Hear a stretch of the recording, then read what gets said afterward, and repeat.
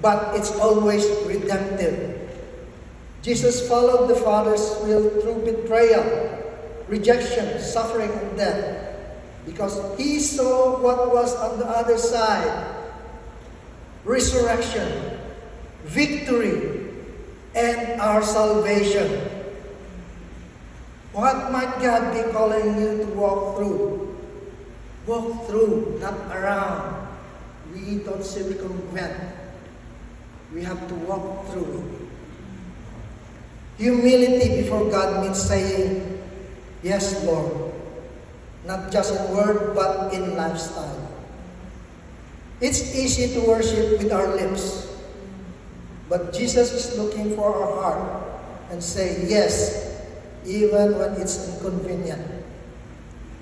A humble life is one that consistently chooses God way over our own, even when it's difficult, unpopular, or unseen.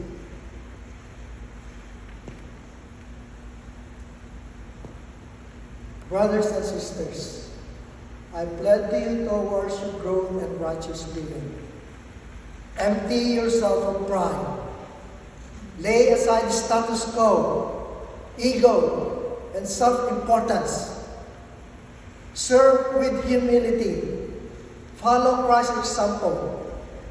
Choose the low place. Love without condition. Obey at all costs, even when it's hard, even when it hurts. Say, "Yes, Lord." Let this mind be in you, the mind of Christ.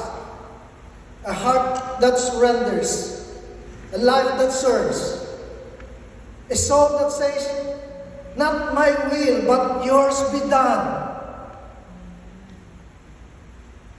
Brothers and sisters, let the same mind be in you. Let it govern your thoughts, shape your actions, and define your relationships. Surrender like Jesus. Serve like Jesus. Obey like Jesus. For one day, you too will hear the Father say, "Well done, good and faithful servant."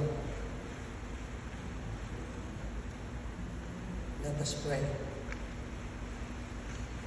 Heavenly Father, we thank you for the perfect example of Jesus who humbled himself, served others, and obeyed you to the point of death. Lord, help us to empty ourselves of pride, to serve with genuine humility, and to walk in obedience even when the path is hard. Let the mind of Christ be formed in us, that we may love as he loved, think as he thought, and live as he lived. Strengthen us for the journey and mold us daily into his likeness. And when our race is finished, may we hear you say, "Well done." In the name of Jesus we pray. Amen.